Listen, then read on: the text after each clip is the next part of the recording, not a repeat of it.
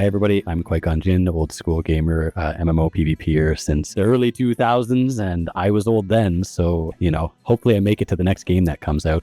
And I'm here with the next game that I'm excited about, the makers of Profane. We've got Bunny, Saramanthus, and a Silent Observer. I don't know if he's going to say hi to us, but Messenger. And what we're going to do today is just go a little bit over some of the things that we're very excited about when it comes to PvP MMOs. And I'm going to ask some questions about your guys' motivations, what you're excited for, what some of the pitfalls are when making this kind of game, and just the general vision of Profane overall. Awesome. What else we got here? Everyone, I'm Saramanthus, community manager for Profane. It's a pleasure to be here, and I'm excited to hear what you guys are going to say and see how in-depth we can get over our challenges and what's fun about what we're doing. Can't wait to share all that with you. Hi everyone, I'm Diego Beltran. I'm CEO at Insane. I'm the crazy guy behind the whole idea of creating a sandbox MMORPG with full loot and PvP free-for-all and all this kind of stuff, territory control and all. And I'm ready to answer any questions that you might want to give us. QuiteGone. Awesome. Thank you so much. This leads me to the first question is, what was it about this style of game that made you want to create it again? I know it's not available, but there's not a lot out there for this kind of stuff anymore, but what's your pedigree? What did you play that made you want to make this game? Yeah, so the first thing that comes to mind is Ultima Online. This is the MMO that kind of changed everything for me. I played Diablo 1 before Ultima Online, and this is so limited, this is so restricted. And I was kind of waiting for a game of Ultima Online when it came out. So just one friend came to me in school and he said, you know that thing that you were talking about, they made this kind of game exactly how you were saying it. And I was speaking things about being free to do whatever you want and go everywhere, having a massive open world and all.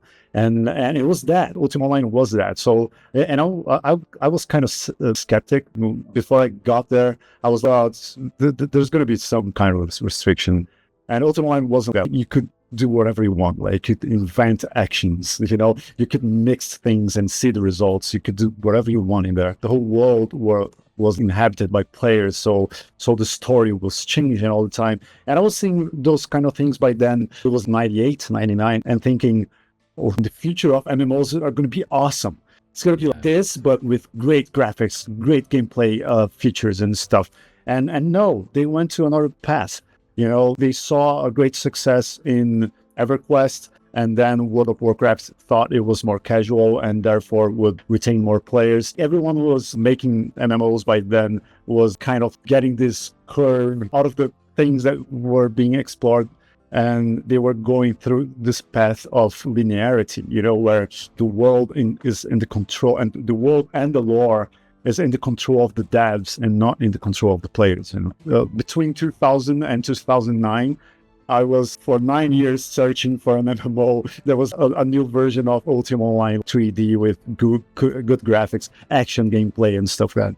And I never found it. So that's why 2009 was the day that I found it insane to one day start creating Profane. So one of the things about this genre is that you said the players create the content. I find doing the same quest line and the same story over and over again, or doing dailies, is only fun for a little while. Whereas if you have a game where the players are terraforming the land and they're creating alliances with other groups of players, the landscape is changing and the story is changing solely based on PvP and acquisitions, whatever those are. I think one of the toughest, and this is just something that I've done a lot of reading on, I haven't actually run into it myself, but one of the toughest things for this style of game is to know how to balance things between factions. I would say player factions. Can you tell me a little bit about, just coming from, not knowing a lot about factions, are there player factions? Are there NPC factions? How would you balance it? What do you say about, the world getting imbalanced and one group of players just taking over? This could be a challenge for this style of game. So we kind of expect that players try to do that. If you're an organized guild and you guys have a lot of desire, your objective is to try to be gigantic, an empire, it would be a bummer if the game just says no, there's a limit, you cannot be that big. and this is kind of why everything else is happening in this world if there are invisible barriers, limits to stuff. So we don't going on that way on it in any kind of way, try to create a limit of how much you can possess, or something like that.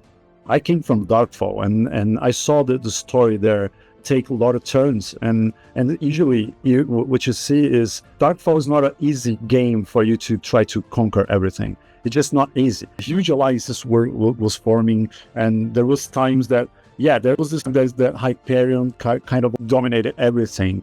But then there was this new guilds that started forming and joining together to fight Hyperion. And there was guilds betraying their alliances. And, if you just observe a little bit and not try to fix things all the time, you're going to see that the thing just morphs into a new story all the time. They have to change their location. They have to change their strategies. They have to move. They have to separate themselves. I don't know. Just keep throwing stuff in there that are interesting enough. That's why we have systems, the artifacts. Sorry, can you tell me a tiny bit about the artifact system? Yeah, of course. So artifacts, they are items that are truly unique. So what we want with that is we want to give great power to anyone who finds it, and then it's going to be real hard for you to keep it because it's going to have some kind of demand, So you find an artifact, it's real one-of-a-kind item, and it's in your hands. But if you want to keep it, let's say the blood sword, you have to kill 10 different players every day until there is no other player that you haven't killed before and you're going to lose it, this kind of stuff. So, and this is just a small idea. We have great ideas for artifacts, even some that were suggested by the community, because we created an event one day that we started asking them for ideas for artifacts, and they came up with a lot of very nice ideas. So this is one of the kinds of stuff that it's kind of, when you have an artifact in game, it's almost as if you were taking control of a world boss, because that artifact is going to have demands, and you're going to change the way you play just to try to keep it if you're greedy enough, It's going to put a huge target on their head. Yeah, and sometimes there is a guild that wants to try to be in control of an artifact, trying to pass hand by hand, but we are ready to create hard enough rules for the artifacts, so people are going to have to actually try to execute what its demands, or they're going to lose it, and then it's going to appear somewhere else in the world. Everything is dynamic.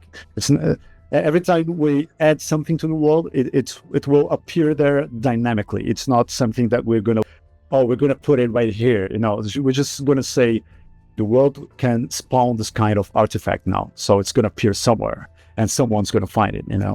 So this is the kind of ingredients which we throw in and experience that we are sure are going to move things around. One other thing is grabbing whole regions are going to be. You asked about resetting, right? So there is this thing that we're going to do where if a region is not shaping well, I don't know, if anything is going wrong with that, for the macro design of the game, we're going to have one feature which is start a kind of catastrophic event on that region. And are we talking tornadoes in SimCity? I can't talk about much about this, but there is this kind of evil force. Okay. That's going to start to kind of try to make that region go to nothingness again. And players are going to be able to fight it, so they can try, if they really want to keep that region alive, they can fight it, So all those kind of stuff, we believe, are going to be making things take new shapes all the time, And we want to see, it's not going to be easy to be a guild that just conquers everything. You're going to have to be so organized. And actually, we're creating features we're creating a lot of different kind of incentives for guilds to try to be, friendly with everyone, solo players that live on that region that they are conquering. So they can tax those people. If they just keep killing those people, they're going to live somewhere else, and then you won't be able to tax people in the region that you're dominating. Okay, so there's this kind of balance that we're trying to create as well. So there's a lot of stuff, that I think is going to fight against that. And we still have to see the turn of events. We're going to have to see how they grow. Yeah. Thank you. Here's another one. Taking a step back, it's still a conversation about balance, but it's more about character balance as opposed to the map balance. I didn't know it was an issue. I really didn't until I got into all those theme park MMOs and you play your favorite character and then that's what you think is unique, which is actually really hard to do in theme park MMOs. Usually you see one rogue, they're all the same. You find a build you really like, you gel with it, you take it to the arena, you do well, whatever. When it comes to balancing characters, I didn't think it was an issue because that first big MMO I played had a ton of races, classes, and subclasses. To give you an example, I think there were 25 races, and I think there Shadow was something... Amazing, right? Yeah. You could be a demon and stuff. Right? Like You could fly, you could run on 4 legs, you could run on 2, you could transform into another beast. The subclasses were very infecting. They would change your character. So if you got the were-rat subclass, you now have the ability to change into a rat or a half rat, and that's on top of all the other stuff you do. And it would also give you a pool of stats that you do, not just strength, dex, constitution for all my Dungeons and Dragons fans out there, but stats towards your skills, your sword skill, your whatever. And the higher you raised it, the more abilities unlocked. I'm not looking for Shadowbane 2.0, and I don't think that's what you're doing, is to tell you that they gave us so many options that you didn't have to do class balancing, because what would happen is someone would create a class and it would be very powerful in the current meta, and it would run around and it would wreck face, and everyone would be, this is too strong. And then someone would go, well, there's 40 classes there and 30 subclasses and all these options and all these weapons, and you can put your stats where you want.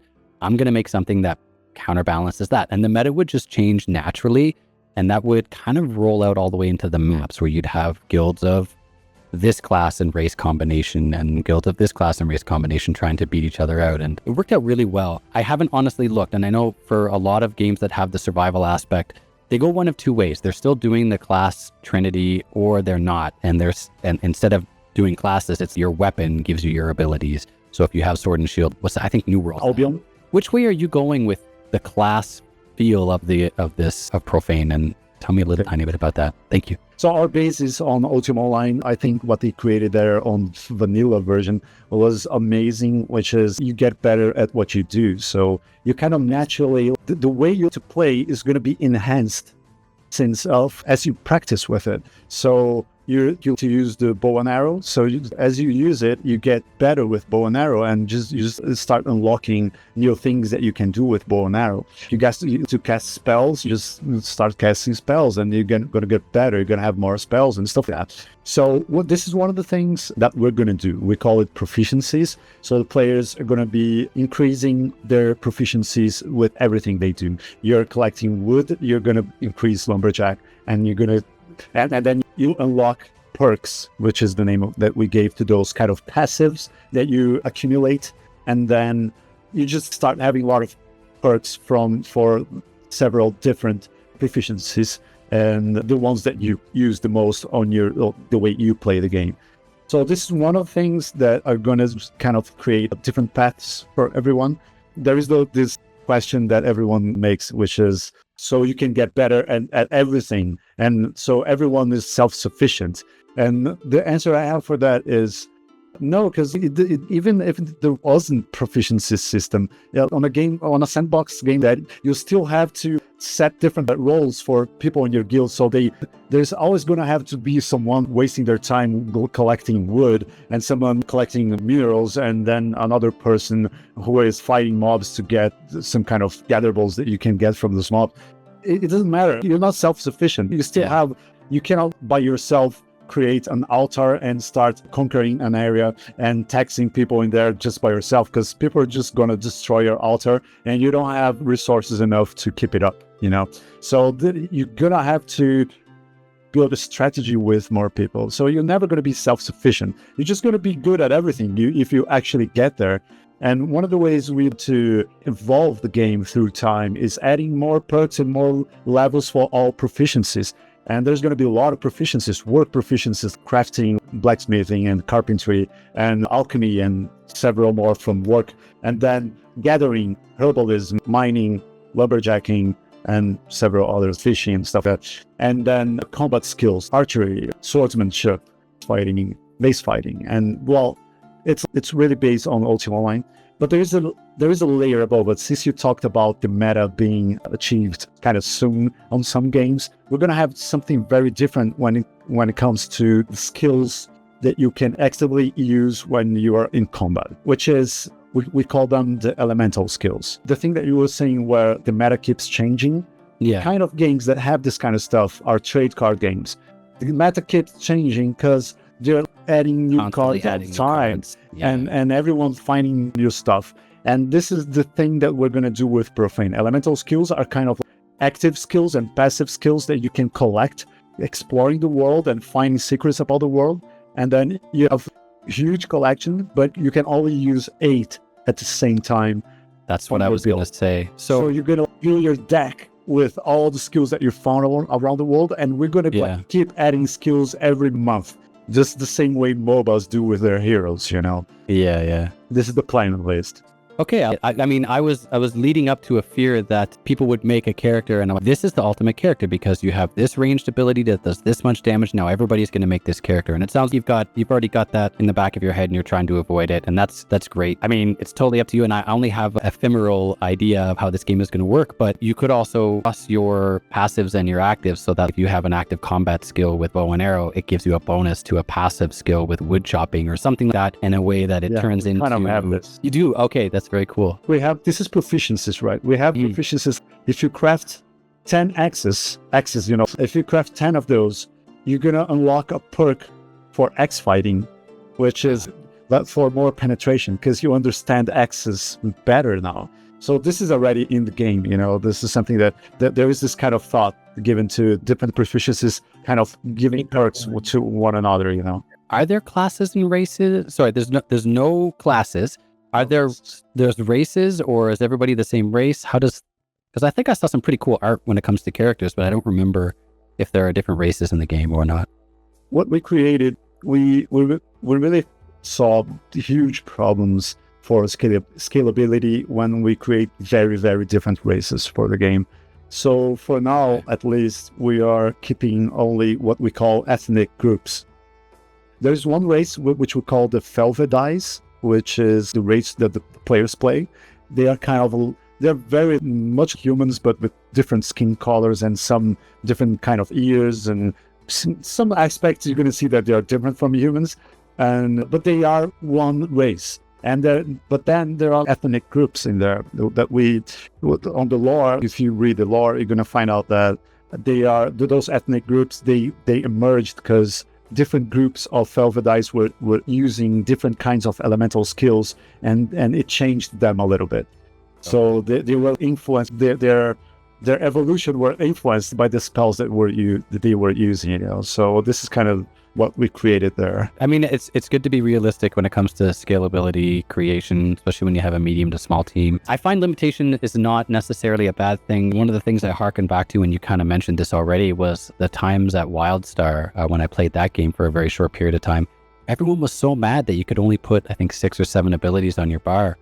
But what that meant is not everybody, like in WoW, has 97 buttons on their screen and has to memorize them all. And you have all those options, but everybody that has all those options, they use the exact same attack pattern. As a matter of fact, they're putting it into a macro. And when I played WildStar, it was, I really like how this ability and that ability works, so I'm going to pick those two, and everything else I'm going to build around it. And I absolutely loved it. This is a lot. You've actually answered a lot of my questions before I've gotten to them. Speaking of concerns, one of the biggest concerns that we didn't have to have back then is microtransactions. I know most gamers don't like them, but we put up with them nowadays because it's kind of necessary for some companies to make money on it. Have you thought about that? Have you gone down that road? Is that too far ahead for you? Is it something you're completely avoiding? Would you keep it to cosmetic only if you're going to do it? Yeah, no, it's totally fine. We already have got asked this 100 times already, and it's we are solid trying to monetize the game only with cosmetics. So we really want the game to be free because we know that there's marketing behind being free, you know, this makes it get to much more people, you know. So since we are indie, we are planning on not having a publisher or anything like that. We really want to get to a lot of people, and being free is one way, you know. And the way we want to get money from the players is by convincing them that this cosmetic skin will help you tell your story better, you know. Are you a pirate? Are you someone who's going to be sailing the seas and attacking innocent people and stealing their stuff? There's going to be a skin for you when you wear that robe. It's not going to be everyone else's. You're going to have a pirate robe. You're going to have a pirate hat, So this is something that we believe the players are going to be interested in. And we're going to be selling skins for your houses that are on the world. You have flags that you use to protect your houses. So those kind of stuff is, I think it's even more appealing than a skin that you use on your character, because your character is not there on the world 24/7, and a skin for your house is, it's always there. Everyone's going to say, oh, look at that guy's house. It's Gothic with towers and it's different, and it represents that guy. It's just a way for you to tell your story better, to try to stand out this way and not by having any kind of advantage on other people. So we're not going to be pay to win, and we're promising this to our community. There's not going to be anything that relates to being pay to win. So we really don't want the game to take shape by who will spend more money in it. It will just kill the whole thing, Yeah, I mean, we've all had that experience where you run into a game where someone's botting and they have 9 characters and they're paying for 17 subs or whatever. This is way back in the day when that was the only way to spend money on the game. Or I think my Black Desert experience where I run into someone who has all of the skins and you can't see their name above their... God, that was the worst. You couldn't see if they wore a ghillie suit that you could buy only in the shop. You can't see their name, so you can't click on them until they're already attacking you. It was so sneaky. About the combat a little tiny bit, is it full action combat? Is it... Because I know there's hybrid tab targeting games where you can kind of tab to the next character, but you still can aim as well. Can you tell me just a tiny bit about that? I know you've probably said this many times, and I apologize, but love to hear it. No problem. I love to talk about it anyway. So it's going to be action, full action, not simulated action with tab targeting. Some games do that, right? You think that you're playing an action game, but it's actually tab targeting for you. But that's not what Profane is going to be. Profane, you actually have to aim and then hit your attacks and cast your spells on the right direction, on the right place. And if you miss, the projectile is just going to pass by and maybe hit your friend who was right behind your target. So this is the things that can happen in Profane. If you don't pay attention, you're going to be damaging your friends. There is friendly fire. Even if you're at a party, you have a party with your friends, you still hit each other. So we do this because we want players to be conscious about what they're doing, not just nuke. Oh, there's this one guy and we have a party with 20, we just nuke that guy because everyone is immortal to each other's spells. We don't like this. We want to give that one guy a chance to be in the middle of everyone trying to kill them and everyone kind of in despair, not trying to hit their friends, On Darkfall, it was possible for you to 1v2 or sometimes even 1v3 if you knew how to be crossing the middle of them, making them hit each other, It also helps you stop botting too, because if there's a lot of AoE affecting friendly fire, then people don't tend to, bot with a whole bunch of characters doing AoE. Yeah, exactly. Very cool. Did I answer the whole question that you did? It's going to be full action. If there is one skill or another active skill that has some kind of targeting, is something specific for that skill. The basic function is basic attacks. You have to aim, and the projectile or your sword have to land on the target. I think all skills we got right now in the build that's going to go out for testing, they're all action, right? We don't have any... Yeah, you have those kind of... You can aim those kind of AoE. It's just AoE. It's still kind of action. You can miss that. Yeah. Are AoEs going to do... Some games do a warning, a red circle where the AoE is about to hit so that they can be dodged. Is that something... Like WildStar did, you mean? Yeah, WildStar gave everybody double jump, and it made almost everything semi-AoE in different odd shapes, so that way when you cast it, before you cast it, it would show up on the ground. They called it a telegraph, I think. And that would give other players a chance to try to dodge it. Yeah. In Profane, the only thing you can see is the player that is about to cast that spell is going to see a preview of its shape. It's going to those kind of specter that you see, this like kind of a transparent version of your spell that you can use to aim and understand how it works a little bit without having to just read the tooltip and stuff like that. But right now, we're not creating anything other than that for the player who is the victim to understand that something is going to hit. They just have to get to know everything. Yeah. But some spells, so it depends on the spell, it depends on the skill. Some skills, there is a preparation for it to be cast. So you start to invoke a fireball and then there is already something. The player who is paying attention can see that happening and hear the sound and know that a fireball is about to come. So there are some spells that there is this kind of a casting time, but it's just invoking animation that has sound and has things that can warn the player. And also we got Starfall. I think it's a good example because it's an AoE where there is a circle area where kind of light meteors will hit the ground. Yeah, So and the you circle still- appears for You everyone. see the circle forming, and then the stars start falling, so you know something is gonna happen there. Really big AoEs, that's pretty smart. But that's really cool. I want you to be able to vent, and you don't have to if you don't want to. Keep it in pocket if it's something you don't want to put out there. But what is your major concern this week, this month? It's on your head right now with the game. What is the thing that you're struggling with right now, or maybe not even struggling with, but it's your main focus right now? So it's super clear in my head, because when you struggle, it's the one thing that you just wake up thinking about and you go to sleep thinking about, and every day.